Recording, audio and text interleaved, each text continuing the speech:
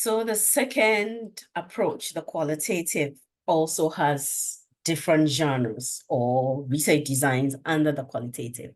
And this is an approach and design that I have a respectful fear of. I playfully tell people, as the lazy people like myself who do quantitative research, but it takes somebody who is super brave to do qualitative research and do it really well.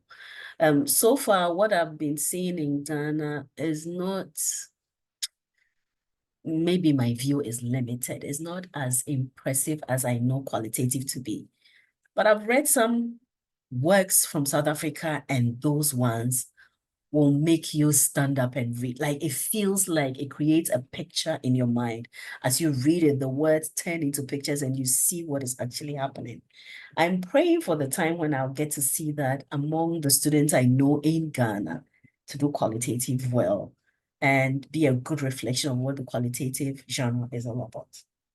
So the ones that are really common that we know: ethnography, grounded theory, phenomenology, case studies, content analysis. So for every student I know who has done a qualitative design, just stuck to phenomenology because I think they assume phenomenology is just hearing people's words and just trying to figure out what codes or themes are in there. But, oh, I pray for the time when they will do it with rigor.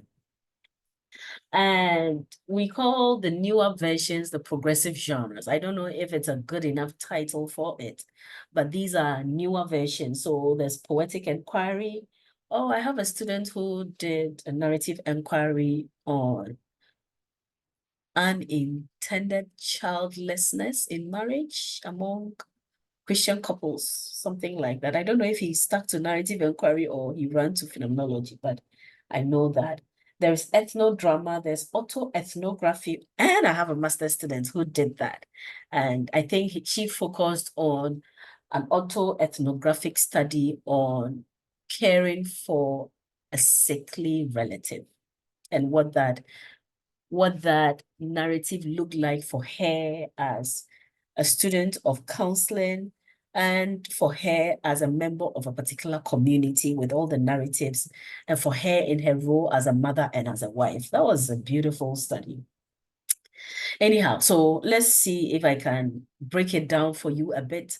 So ethnography is a qualitative method for collecting data, often used in social and behavioral sciences.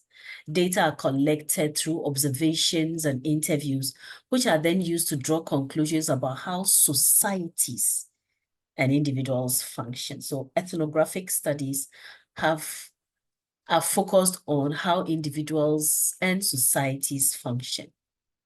Then grounded theory. So those who are quantitatively arrogant will tell you that the grounded theory is the quantitative version of qualitative, right? It's such a mouthful. But grounded theory is really rigorous, it's structured, and yet it's a flexible methodology, which is appropriate when little is known about a phenomenon. You know very little about that. And the aim is to produce or construct an explanatory theory that uncovers a process inherent to the substantive area of inquiry.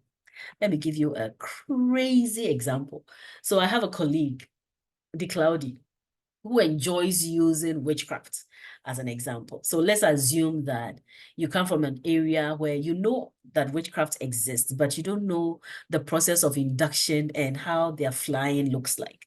That is a wonderful topic for grounded theory because we don't really know much about it. And so you go in there and study it. And the sample size for a grounded theory is really large. So what is the process of induction? To start the flying process, what do you do? Do you drink something? What do you fly on, or what do you fly in, and all that? So the Cloudy, that witchcraft study is for you. And then phenomenology, which is relatively common, is an approach that seeks to understand and describe the universal essence of a phenomenon. So the approach investigates the everyday experiences of human beings while suspending the researcher's preconceived assumption about the phenomenon. So my doctoral student who is studying adolescents who have gone through trauma and post-traumatic stress and post-traumatic growth. Hers is a quantitative study. If she were to do this as a phenomenological study, she could probably just explore their lived experiences when it comes to the different types of trauma they've experienced, because it's when we categorize them that they become complex trauma. And complex trauma is not just going through those multiple experiences, but going through them every day, multiple times, okay? So she decided that she was going to talk to these adolescents who are able to describe their experiences every day. And then she herself will suspend her own perception of, oh, if they're living in the slums, then they will probably go through that. But just go in as open as possible to just sit as it were in a therapeutic space, listening to the experiences that they've gone through. Now, here we are with a case study. You remember when we were talking about case study as a quantitative design, we described what it was. Now, the qualitative, you want to explore in depth a program or an event or an activity or a process or one or more individuals. Case study can either be a single case or a case bounded by time and place. Case studies, what it is they want to do, they attempt to learn more about a little known or poorly understood situation. So for the grounded theory that we were talking about as witchcraft, if we wanted to know just the process of flying, that alone could be a case study. Or we wanted to understand one person's apprenticeship in witchcraft, that could be a case study, okay, in the qualitative genre.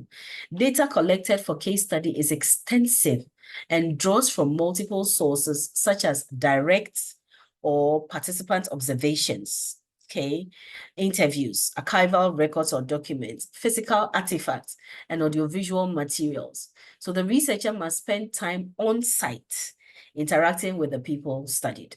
So you have to know what you are in for before you undertake that. Then content analysis is a research tool used to determine the presence of certain words, themes, or concepts within some given qualitative data or text. Using content analysis, researchers can quantify and analyze the presence, meanings, and relationships of certain words, themes, or concepts. Then with the progressive genre, we talk about poetic inquiry is an approach that promotes alternative perspectives about what research means and speaks to more diverse audiences than traditional forms of research. Qualitative research uses several techniques, including interviews, focus groups, observations, and interviews may be unstructured with open-ended questions on a topic. Interviewer adapts to responses. Structured interviews have a predetermined number of questions that every participant is asked. So some of the works that I read from South Africa used this form of poetic inquiry. So they juxtapose what researchers have already been saying about a particular area and what the African version of it looks like. So that is poetic inquiry. The narrative inquiry records the experiences of an individual or small group, revealing the lived experiences or particular perspectives of that individual, usually primarily through interview, which is then recorded and ordered into a chronological narrative.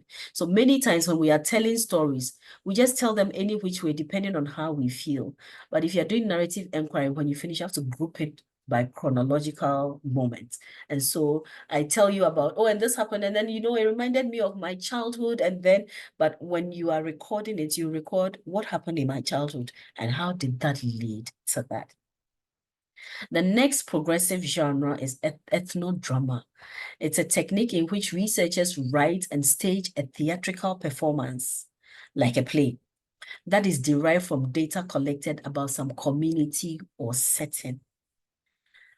Autoethnography is a form of ethnographic research in which a researcher connects personal experiences to wider cultural, political, and social meanings and understanding. Then the duoethnography is where reflexive dialogue is central to the process of deeply interrogating experiences through listening and questioning of self, as well as partner researchers about assumptions and understandings, okay? So whereas autoethnography is one person, duoethnography is you and other researchers. So duoethnography is a collaborative research methodology in which two or more, even though it's called duo, it doesn't have to stick to just two. So two or more researchers juxtapose their life histories in order to provide multiple understanding of a social phenomenon. Let's see if I can run through trustworthiness a bit before we jump onto the third approach. So anytime you are dealing with qualitative research, you have to figure out the level of trustworthiness you're doing. And trustworthiness comes in 4 formats. So we have credibility, transferability, dependability, and confirmability. What does credibility mean? What do I have confidence in the findings? And what techniques do I use? So I engage in prolonged engagement, persistent observation, triangulation, peer debriefing, negative case analysis. So all these are part of the things you do in establishing credibility. What about transferability? You demonstrate that the findings have applicability in other contexts. The equivalent in quantitative is generalizability, but in qualitative, we call it transferability, and you need thick description for that. Dependability shows that the findings are consistent and can be repeated. So what you do is you undertake an inquiry audit. And then confirmability is a degree of neutrality or the extent to which the findings of a study are shaped by the respondents and not me as a researcher, my bias. And so what I do is I engage in reflexivity, triangulation, audit trail, and confirmability audit. I hope you find this helpful. In the next video, we'll be talking about the multi-mode method or the mixed methods and what it entails. This way, you have an option of what works for you depending on the problem that you are studying, okay? All the best. Bye.